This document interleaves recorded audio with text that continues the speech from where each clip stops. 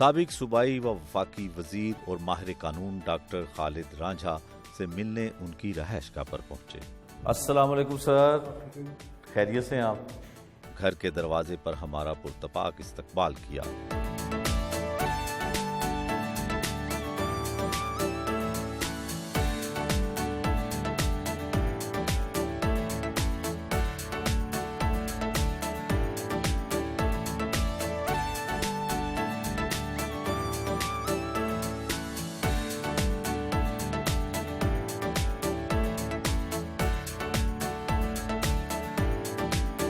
खालिद रांझा साहब, बताइएगा कि आपका कौन से इलाके से ताल्लुक़ है और इतने माहिर कानून खालिद रांझा कैसे बने, सफ़र कैसा था? एक देहात से शुरू करके और विलायत तक तालीम को छोड़ के और फिर एक मुतवस्सित तबके से ताल्लुक़ रखते हुए रब का बड़ा करम है जी, यही कह सकते हैं।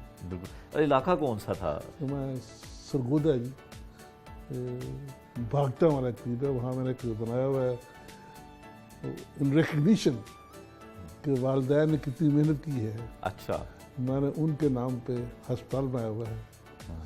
ये चक्कस्सी जनूबी है, वहाँ पे अपने देहात से दूर। लोग इसको कोई तशबीह न दे, कोई सियासी वजह ये रखते हैं इसको।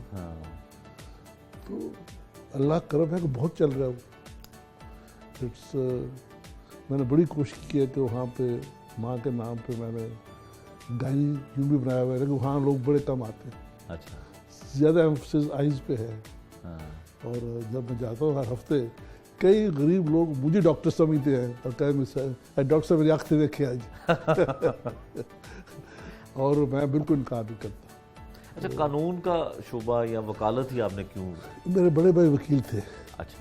और इत्तेफाक से जो मेरे वालिद थे, तालीम तो नहीं थी लेकिन उनका शौक़ था। अच्छा।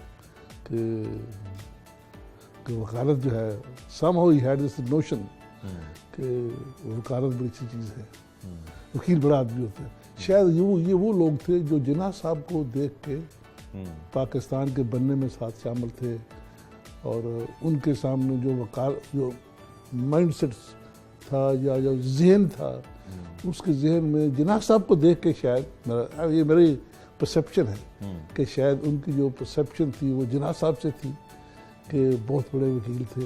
और जब अपने बेटे को बड़ा बनना देखना चाहते हैं तो फिर उनका तसव्वुर जो था, मेरा अपनी, not that he said it, लेकिन मेरा अपनी ये इंटरप्रिटेशन है कि वाई वुड ही।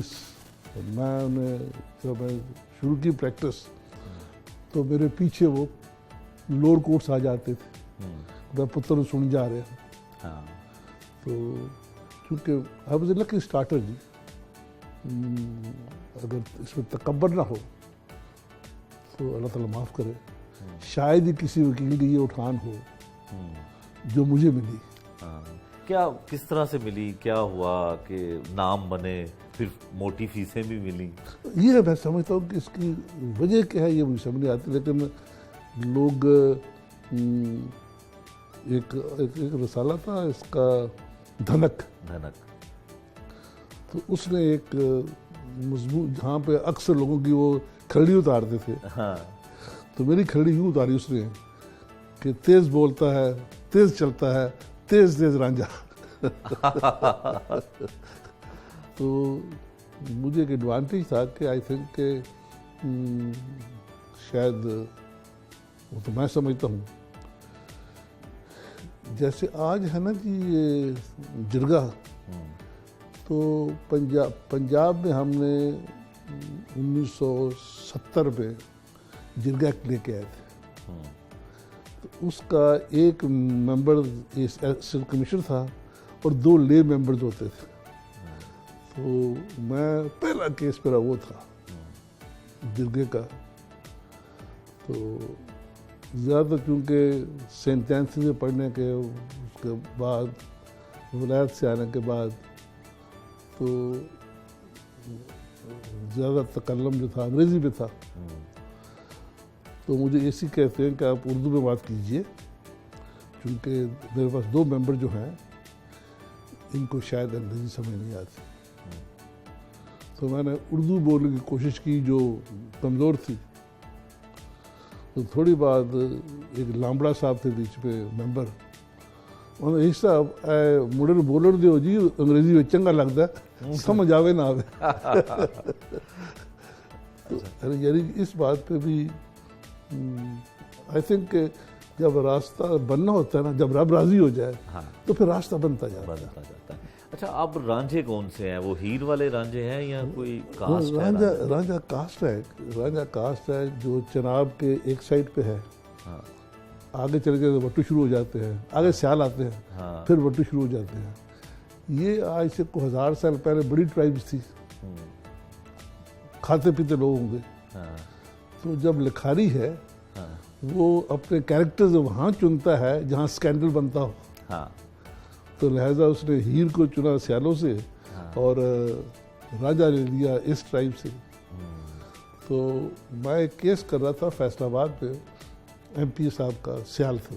अच्छा, तो उनमें से कुछ लोग मेरे वकील होने पे राजी नहीं थे ट्राइब में। एक ज़मीन पे बैठे हुए थे, तो मैंने पूछा चुराट के कर दिए पे।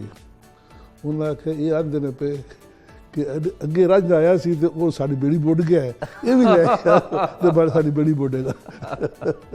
सो एक बड़ी देर तक ये फिल्म जो है हीर रांझा जंग में नहीं चलती थी, हाँ, नहीं चलने देते थे। तो पीछे जो तवस्सब है, इट्स अ ट्राइब, और ये वो ट्राइब है जिनको ये आज तो आपको ये याद है 76 के इलेक्शन में मुझे पूछा गया कि तेरे वोट क्यों गई, हल्का यही था। मैंने कहा आपका नाम या जिंदा किए बाबे ने तो या फिर मैंने। मेरे आने से पहले कोई बंदा साथ रांझा नहीं लिखता था अपनी जात। हाँ।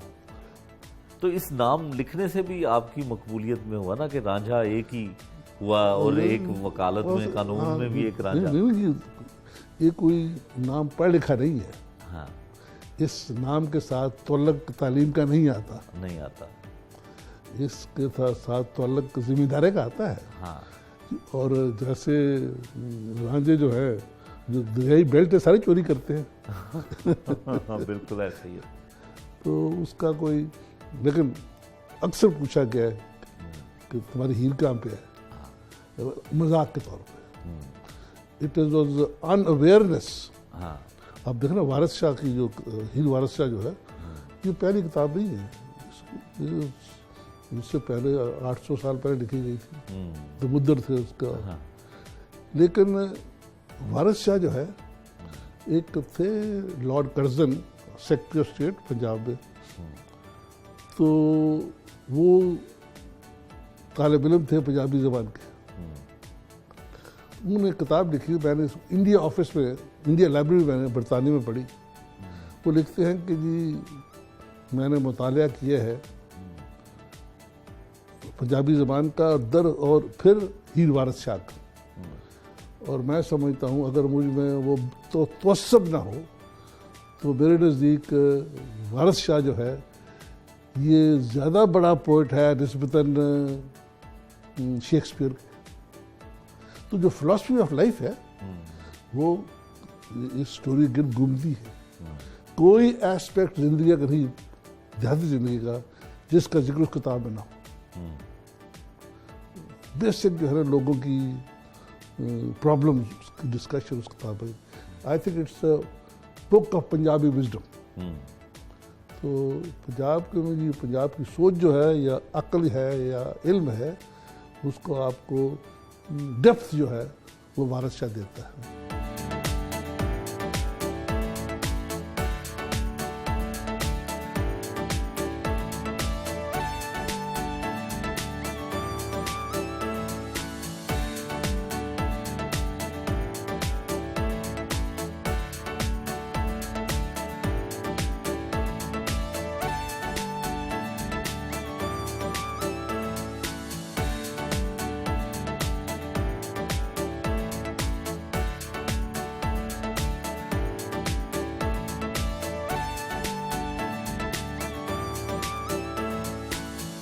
अच्छा राजा साहब, आप वज़ीर कानून रहे, वफाकी वज़ीर कानून रहे, सूबाई वज़ीर कानून रहे, लेकिन वो रहे आप जब मुशर्रफ दौर था, तो आपकी मतलब इस तरफ कोई वाबस्तगी थी उस दौर में मुशर्रफ साहब के साथ, या किस तरह से ये मेरा यूँ हुआ कि जब इससे पहले मैं सदर था हाईकोर्ट बार का, और सदर जो होता है वो हुकूमत के खिलाफ होता है, वकीलों में जो प्रेसिडेंट है जी अगर वो हुकूमत की सपोर्ट करे तो उसे चबड़े जी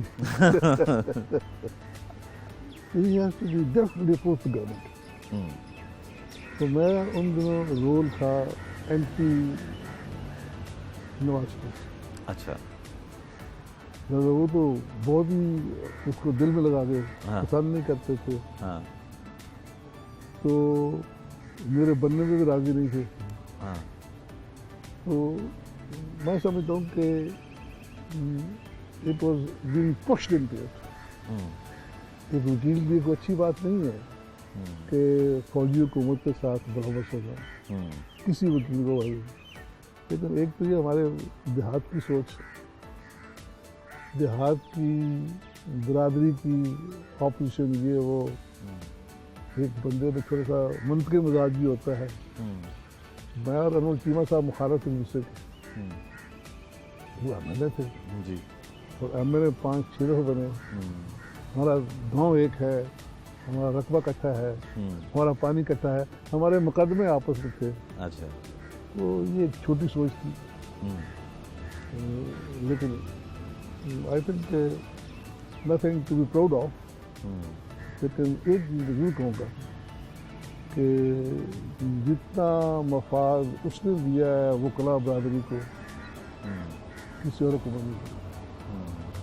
अच्छा राजा साहब, एक बड़ा नाम आपका बना, बड़े वकील के तौर पे आप सामने आए, फिर ये जो अदालती निज़ाम है जिसमें जस्टिस लोगों को मिलता है, नहीं मिलता है, तख़ीर होती है, इस पे आपकी ज़ाती राय क्या है? इसमें मैं समझता हूँ कि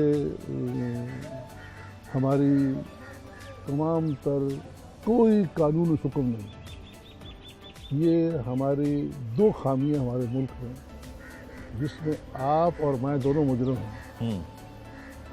वो हैं दो अल्फाज, अपना और बेचारा। हाँ, ये दोनों अल्फाज जो हैं कानून के अंदर खा जाते हैं, जातियात पे आ जाते हैं। जब मैं पहले सदर बना हाईकोर्ट बार का, तो लाहौर में जब तक आप अराई बरादरी से नहीं थे, हाँ, आपको एक्सेप्ट नहीं किया जाता था। तो ये खामियां हर मुआशरे में होती हैं, जात पात। और Lahore was an arising town all the time. कभी ये कक्कजी टाउन था, अराइंग टाउन था, और ये फॉर इंस्टेंस किला गुजर सिंह जो है, इट वॉज जाट एरिया। फिर कोई बंदा अपनी जात लिखता नहीं था। अभी हवेली जट्टा जो है ये वहाँ पे है किला गुजर सिंह जी, लेकिन इतने दबे हुए थे वो अराई बरादरी से कि अपनी जात लिखना छोड़ गए। तो मैं जो जात पात है ये एक एरिया है, लेकिन जो हमारा निज़ाम कानून है उसमें अमलदारी इस वजह से नहीं है, इसको हम नाइंसाफ़ी है, उसको हम अमल दरामद नहीं कर सकते। मिसाल के तौर पे ये सिस्टम अंग्रेज़ का ना, उस सिस्टम की ये रिक्वायरमेंट है कि अगर कोई आदमी झूठी दरख्वास्त दे तो उस दरख्वास्त उसको जुर्माना होता है, फाइन, कॉस्ट। हम नहीं कर पाते। लॉ वही है, क्या बेचारा उनकी की हो गया, आगे बेचारा इतना खज्जर हो गया है तो नहीं करेगा। राजा साहब, एक और बात बताइएगा कि मौजूदा हुकूमत, ख़ासकर हमारे प्राइम मिनिस्टर साहब बरसर इक़्तिदार आने से पहले और बरसर इक़्तिदार आने के बाद इस बात का ऐलान करते थे कि एहतसाब का अमल जो है वो होना चाहिए, और वो जारी भी है। उसमें नवाज शरीफ साहब हों, शहबाज शरीफ साहब हों, बहुत सारे लोगों को पकड़ा गया है, लेकिन एहतसाब हुआ नहीं, पकड़ दकड़ हुई। इसको आप किस नज़र से देखते हैं? मैं समझता हूँ कि जब एहतसाब बाय द बोर्ड ना हो इन पब्लिक परसेप्शन। अगर लोग इसको तसव्वुर ना करें बाय द बोर्ड, तो फिर वो इत्तेसाब में इंतकाम हो जाता है। तो इसलिए ये इस इत्तेसाब को हम लोग पब्लिक जो है बतौर इत्तेसाब नहीं मान रही, बतौर इंतकाम मान रही, और उससे जो चीज़ कर रहे हैं उसकी नफी हो जाती है। अच्छा सर, आप यहाँ पे कहाँ पे खामियां या कमी देखते हैं इसमें? मैं समझता हूँ कि मेरे नज़दीक अपनी सजेशन दी है जी कि बेसिक जो है वो एंटी करप्शन कोर्ट्स हैं। जब तक वो मजबूत नहीं होती, ये कोठे पे जाकर अदालत लगा देना टॉप कि सिर्फ हम इतने बड़े केसों को पकड़ रहे हैं, इसका कोई अमल नहीं होगा। अंग्रेज पागल नहीं था जिसे एंटी करप्शन पे जोर दिया, एक्ट ऑफ 47। हाँ।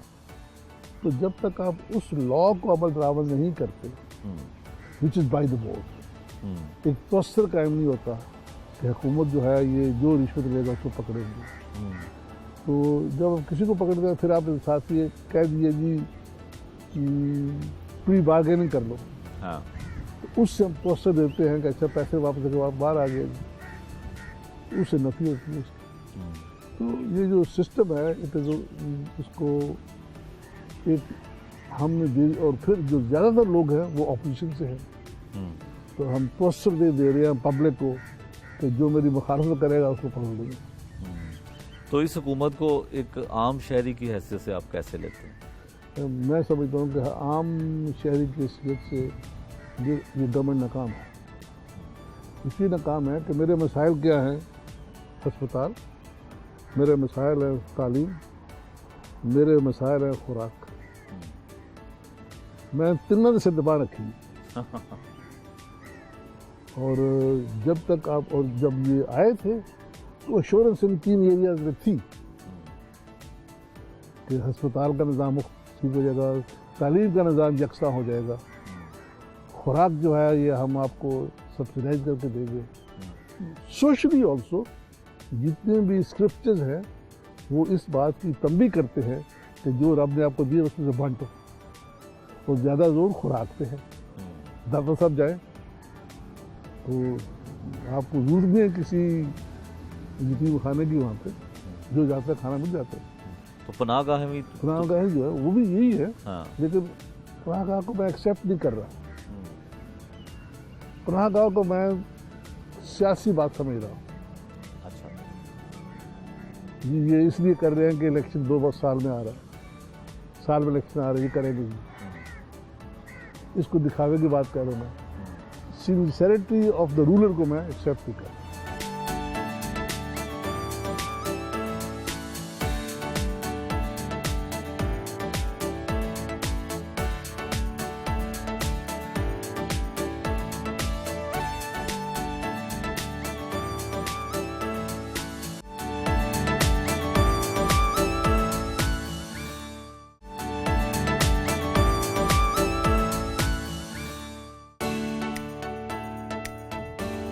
घर पर मौजूद अपने दफ्तर का भी विजिट करवाया।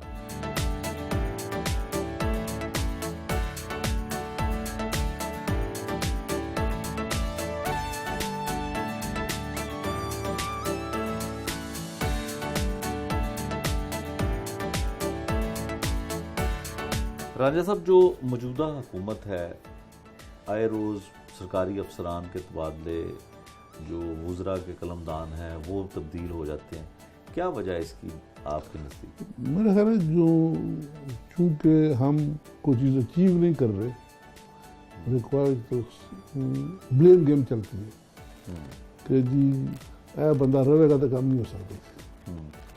तो दिस पॉइंटिंग फिंगर पॉलिसी जो है, इसको मैं समझता हूँ कि हुकूमत की कमज़ोरी है। बंदा पॉइंट वो करना चाहिए जिसको पहले आप परख लें कि ये इस जॉब के लिए दुरुस्त है। जो आप मिड स्ट्रीम चेंज करते हैं वो दर की अपनी कमज़ोरी है। मैं नाहली तो नहीं कहूँगा, इट्स अ बिग वर्ड, ये कमज़ोरी आपकी अपनी है जब आप गलत आदमी चुन लेते हैं। जिसको चुनते हैं फिर लेट हिम डिलीवर। तो चूँकि हमारी तमाम तो प्रॉब्लम डिलीवरी बेस्ड है, आप समझते कि डिलीवर नहीं हो रहा नहीं तो हो इस वजह से तब्दीली की जाती तब्दीली है। आती है। और इसके अलावा बजाय के पॉलिसी चेंज करने के बंदा चेंज कर देते हैं, हाँ, नॉट रियलाइजिंग कि बंदा चेंज तो वही रहेगा। पॉलिसी कौन बनाएगा? पॉलिसी तो हम जो लोग ऑपोजिशन में हैं वो कहते हैं बना रही एस्टेब्लिशमेंट, जो लोग पॉलिटिक्स में वो कहते हैं ये इमरान खुद बना रहा है, वज़ीर आज़म बना रहा है, व्हाट इज देयर फॉर, ये मुकन्ना किस लिए है, ये पार्लियामान जो बनाई है ये किस लिए है। और जब आपने वो लोग अपॉइंट किए हैं जो कि नॉन इलेक्टेड हैं, तो फिर क्या जिम्मेदारी है लेजिस्लेचर के ऊपर? उनकी जिम्मेदारी तभी होगी ना जब अगला बंदा अकाउंटेबल है।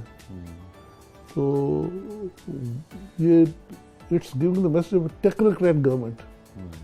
ये अब पिछले 40-50 साल में ये ट्राई होकर फेल हो चुकी है। गवर्नमेंट ऑफ जिसे हम टेक्नोक्रेसी कहते हैं, फेल हो गई है। और ये फेल हुई है जब आपके सामने आई। तो अब जो हम फॉलो करते हैं अमेरिकन सिस्टम को, ये अमेरिकन प्रेसिडेंट जिसे चुन लेता है, हम भूल जाते हैं कि वहाँ सेनेट कितनी स्ट्रांग है, वहाँ लेजिस्लेचर कितनी स्ट्रांग है। और जो फौजी जनता है आज भी कंट्रोल करती है पार्लियामान को। सेनेट की रिपोर्ट हर साल वो लिखते हैं। तो इसलिए जो एस्टैब्लिश वहाँ पे है वो पॉलिसी बनाती है 50 साल 100 साल के लिए। यहाँ पे वो उस तरह से नहीं है। अच्छा सर, ये बताइएगा कि जो आप भी मुख्तलिफ औकात में हुकूमती रुकन रहे हैं, वज़रा रहे हैं, जो अब के वज़ीर हैं, जो अब की हुकूमती लोग हैं, वो एक दूसरे पर इतनी सख्त इल्ज़ाम तराशी करते हैं कि वो टीवी पे बैठ के और मुख्तलिफ स्टेटमेंट आते हैं। क्या ये भी कोई हुकूमत की नाकामी की वजह की? उसमें there is total non acceptance of a technocrat by the parliament. Parliament जो है ये टेक्नोक्रेट को एक्सेप्ट नहीं करती। आपने उसको मुसल्लत किया हुआ है। और जैसे मैं कहता हूँ कि टेक्नोक्रेसी जो है it's element of failure of political government. उसकी वजह है जो मैं शायद ये मैं ज़ाती निगाह से बयान करता हूँ कि असल मसला है जो पार्लियामान है या मेंबर पार्लियामेंट है या आपकी पार्टी के लोग हैं या वज़रा हैं, वो आपके काम को जो 10 रुपये काम है उसको 100 रुपये में बेचते हैं जाकर लोगों में। That is the cause of success. ये मैंने पुल बनवा दिया है जी, ये मैंने हाई स्कूल बनवा दी है। जो टेक्नोक्रेट है उसमें ये एबिलिटी नहीं है। वो 10 रुपये की चीज़ जो है 2 रुपये में बेचता है। उसमें बेचने की सलाहियत वो नहीं है जो सियासी आदमी की होती है। इसलिए तो असर है गवर्नमेंट फेल हो गई है। अगर यही कंप्लीट कंट्रोल पार्लियामेंट के मेंबरान में हो और वो हल्के में जाके लोगों से राब्ता करें, तो फिर मैं समझता हूँ वो मुख्तलिफ अंदाज में बयान करेंगे अचीवमेंट हुकूमत की, और हम भी फिर उसी बातें करेंगे। तो technocrat is a failure in selling, which is I think one of the reasons of failure of government. आप कहते हैं कि वज़ीर आज़म ऑनेस्ट भी है, जानदार भी है, फिर फेल क्यों? तो उसकी फेलिंग तो यही है ना कि जो टीम है उसके अमल को बेच नहीं रही। आपने शहबाज शरीफ साहब का भी दौर देखा as a chief minister, Usman गुजार साहब का भी देख लें, क्या फ़र्क है? आई थिंक उसमें शहबाज वो give the impression of a strong whip cracker और स्ट्रॉन्ग हेडमास्टर, और उसमें लोगों का एतमाद था। हम नेशनल कौम हेडमास्टर में बिलीव करते हैं। There is no college without principal, there is no high court without chief justice, there is no class without a monitor. National कौम हम मॉनिटर को एक्सेप्ट करते हैं। और Shahbaz Sharif give you the message कि I call the shots, I do also. उसमें पहले मैंने ये तसन्नो है, बनावट है, but he was seen doing something. लिहाजा आप जो भी वजीर आता है उसका मुआवजा उससे करते हैं। आप उसको छोड़ दें, आप मुआवजा करते थे चौधरी परवेज लाई से, कि इसलिए उसका एक जो काम का अंदाज था उसमें सख्ती और प्यार इकट्ठी थी, उसमें एहतराम और काम इकट्ठा था। वो तो जब वज़ीर आला कोई नहीं है जी, उन्हें बहुत काम कीते ने, वो तो मुलाजम का बड़ा एहतराम करता सी, इस वास्ते उस टब्बर दे विच एक रोटी खा के जाई। वो सोच जो है जी हाँ, it's part of the mindset, जो कि पंजाब में बहुत ही काबिल कबूल है। दस्तरखान जो है बिल्कुल, it is the basis of all politics, और उनमें ये नेचुरली था। जैसे असं पिंड जाने ना पुराने हुक्का पी के जाने वारी लाल है, जो भी रोटी है वो देनी उसको।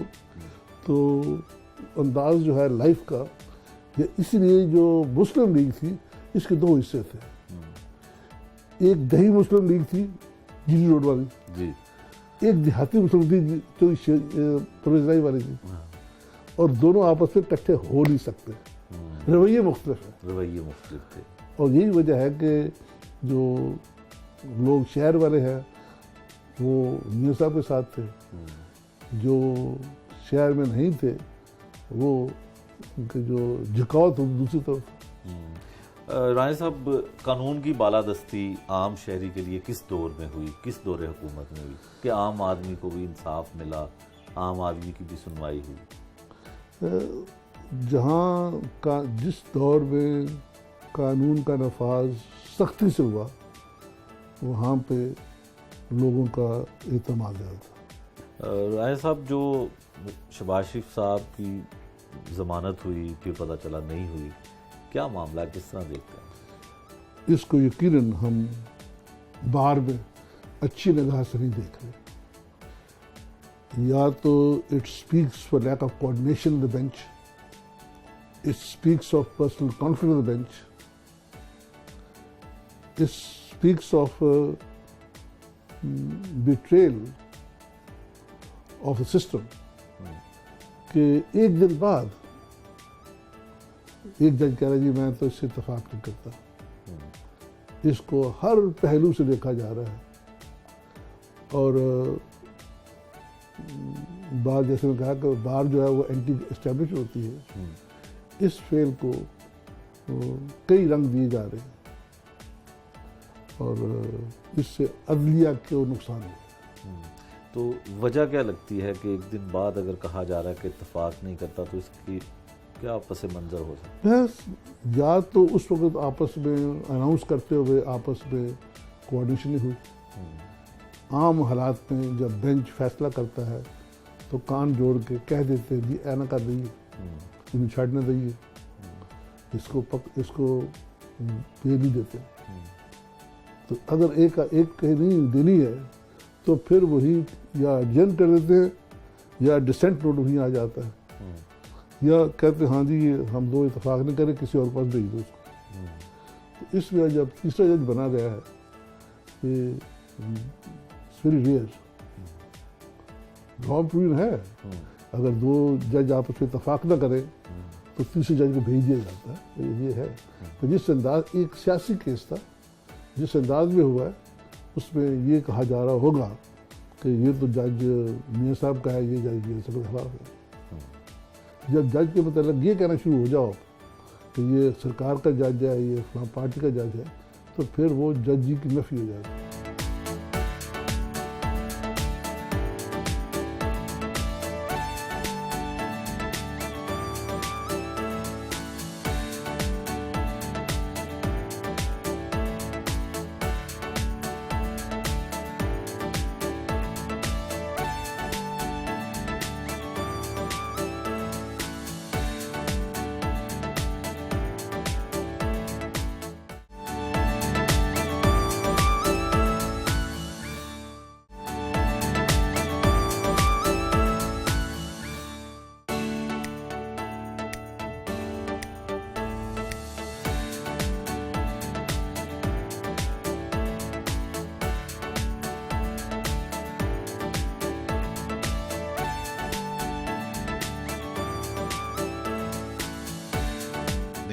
यूनिवर्सिटी का दौरा करवाया, जहां डॉक्टर खालिद रांझा बतौर चेयरमैन बोर्ड ऑफ ट्रस्टी अपनी खिदमात सर अंजाम दे रहे।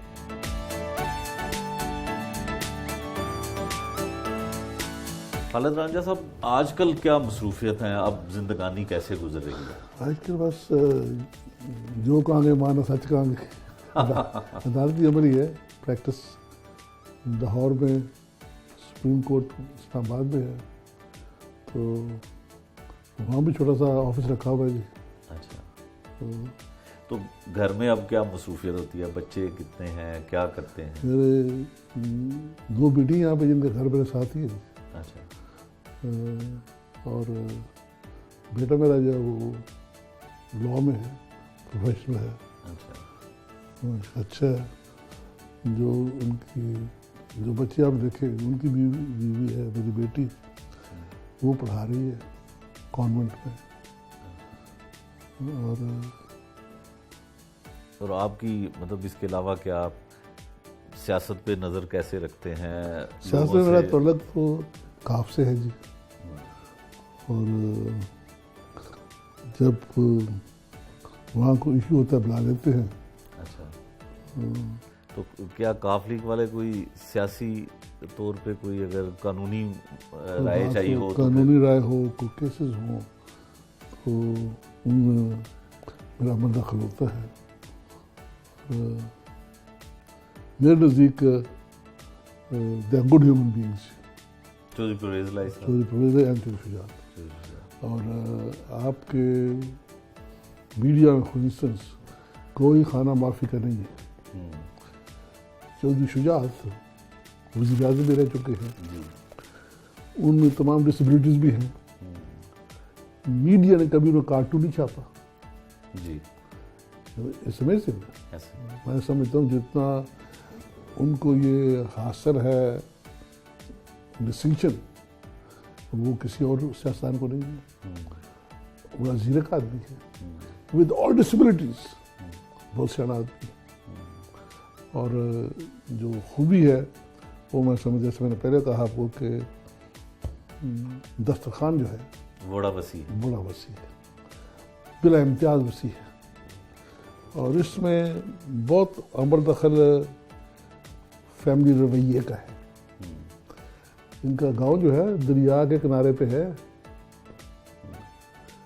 और वहाँ की रवायत है उस इलाके की कि जो मेहमान जा रहे हैं घोड़े पे जाना, तो रास्ते में लस्सी पानी पी के जावे, चोरी हो गए ना, रोटी खा के जावे। ये उसी की ट्रांसलेशन है, लस्सी पानी पी के जावे। और इनमें बहुत अमल दखल इनकी वालदा का था, उनका ये रवैया था। और उनकी जो ट्रेनिंग है that's going to last for another 20 years at least। राजा साहब, इत्तेहादी हैं वो हुक्मरान जमात के, और आप मशीर हैं काफ लीग के, तो क्या इत्तेहाद ठीक जा रहा है? I think it's on need basis। और आपको याद होगा कि ये जो जमात है टेम्परामेंटली मुस्लिम लीग है, और जब इन्होंने इत्तेहाद किया पीपल्स पार्टी के साथ, बहुत ओए तो ही इनके खिलाफ थी। तो क्योंकि फितरी तौर पे मुस्लिम लीग के साथ है, मुस्लिम लीगर है, लिहाजा बहुत कोशिश हुई इकट्ठा होने की, लेकिन मियाँ नवाज शरीफ साहब नहीं माने। मैं समझता हूँ अगर किसी वक्त फिर जब इत्तेहाद होगा जेन्युइन, तो इत्तेहाद मुस्लिम लीग का ही होगा। परवेज़ लाई साहब के बारे में भी एक लोगों की राय थी, आपकी जो काफ लीग जमात है इसकी में भी था कि परवेज़ लाई साहब वज़ीर आला पंजाब बनने चाहिए, फिर नहीं बने, स्पीकर बन गए। तो क्या इसमें रुकावट क्या लगती थी आपको? मेरा ख्याल है कि जो प्रोफेशनल जेलसी है या पॉलिटिकल जेलसी, उसका कोई एक्सप्लेनेशन नहीं है।